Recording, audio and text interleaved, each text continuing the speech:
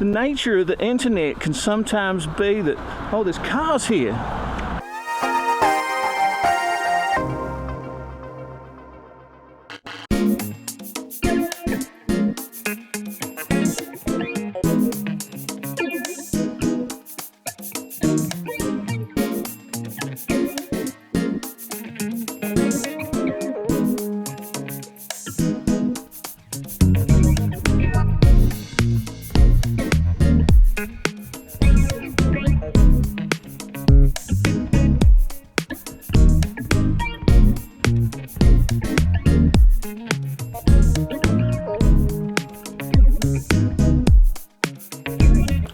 Hot jammers, lockers, poppers, rockers, blockers, flickers, and friends. Final Burns here, how are you? I am sitting right here in my living room couch corner. Studio, basically. It's not really where I hang out. It's basically a set, although it is comprised of real, actual, legitimate, organic elements. If you don't understand that, then there's probably a bigger conversation. Maybe I'll talk about it later in a more dedicated setting and forum, but for now, just understand that this is an illusion of my casual, relaxed lifestyle. In reality, I actually live through there. It's crazy busy. A lot going on. Also, point number one for today's video. Something has died inside. And I ain't just talking about me. We all feel like, occasionally, we feel like a little part of us died on the inside. And that's not what I'm talking about. That's more of a sort of a hilarious way to describe those little moments of disappointment that we all have. And that's fine. Shirley don't what I talk about now. Ain't not what I talk about now. Nope, talk about it now. Pull the cat back a little bit. It's just the lights are very high. Not me. Straight as a die.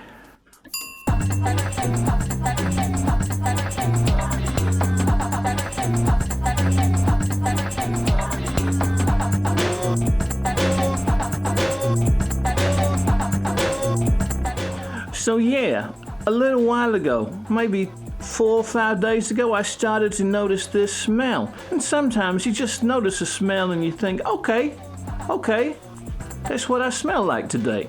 But this smell lingered, even after all of the scrubbing and the rustling and the hosing down. Sometimes if I need to get real clean, I'll go down to the local fire department and I'll just stand outside yelling at them with a megaphone, just making fireman jokes till they come out and they just blast me with one of the big hoses.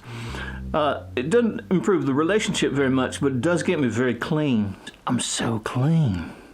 So I ruled that out. That wasn't the problem. I was not the problem. The problem was there's something, or maybe someone, but I don't have many people over, so it's unlikely to be a person. Something has died inside the house, and now I'm smelling it. Not smelling whatever it used to be, but smelling what it is transforming into becoming. In fact, I think what I'm really smelling is the process, the journey from A to B. You know what they say? It's not about the destination, it's about the journey. And that's true in this case. I'm not smelling the destination.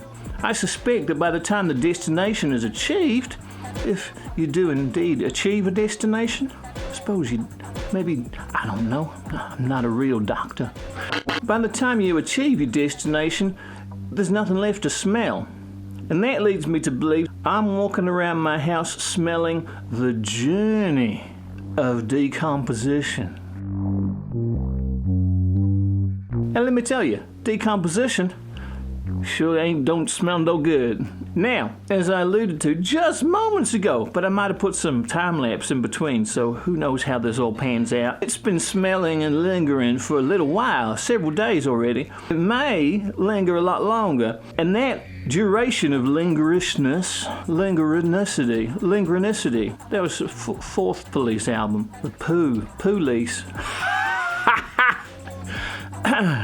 The duration of the lingerosity is relative directly to the size of the previously said creature, now currently dead creature.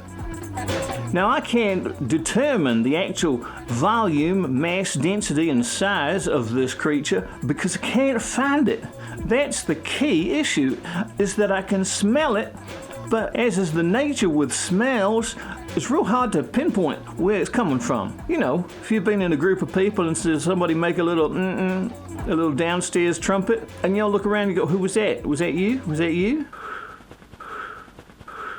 No, nobody will own up to that because they know in their mind brains, they know that nobody can tell where it originated. So I'm at this point where there's something dead in the house. It smells real bad all the time, everywhere. I can't work out how big it is, but it's been going on long enough that it must have been pretty big. But now I'm too afraid to go hunting for it, because if and when I find it, it will be in such a disgusting state, then I will have to deal with it. And psychologically, I just think it's better for me if I endure the horrendous nasal acoustics of my environment. I'll tolerate that in order to avoid the mental, psychological punch in the face that having to clean up a half-decomposed, significantly sized body out from under or upstairs or underneath or around the back or whatever, wherever it went to crawl up and die all up in there.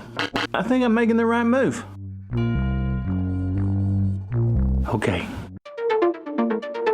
Sometimes when I'm chopping up the dates to put in my porridge for breakfast time, I will chop 7 of them into pieces, and sometimes I will chop 6 of them into pieces.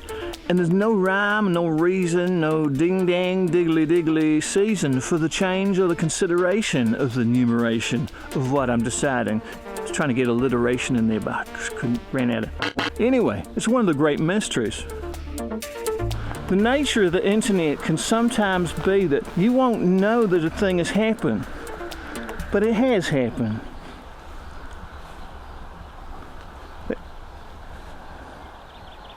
You know, that's it. Sometimes when I ain't want to make a beat, I'll put it off making a beat for ages till I want to make a beat, and then I still don't do it, and then I won't want to do it again, and then I'll force myself, and then I make a beat, and it's good. Sometimes that's the process you might need. I literally just got that. It's a cowbell. It's a cowbell. It's a cowbell. Cowbell. Cowbell. Well, I'm normally looking out when I come out here. I don't normally look.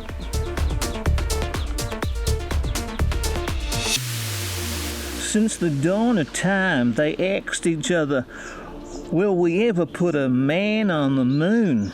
But what I'm asking you is, will we ever put the moon on a man? I don't know, just putting it out there.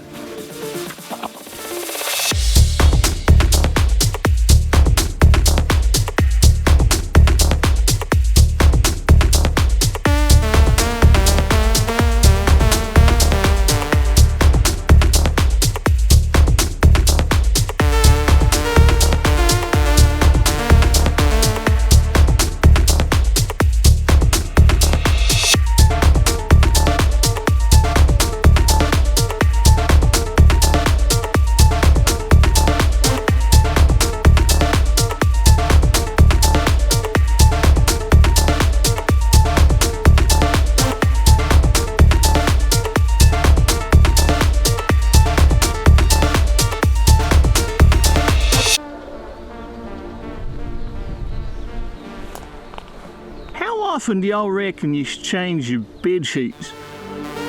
Sometimes I will be a disgusting human being and go like 3-4 days without changing them up. But then other times, I'll get up 4 times in the night, change them. Boom! Because sometimes I just want to nestle down into that fresh sheet vibe. Fresh sheet vibe. Sheet vibe.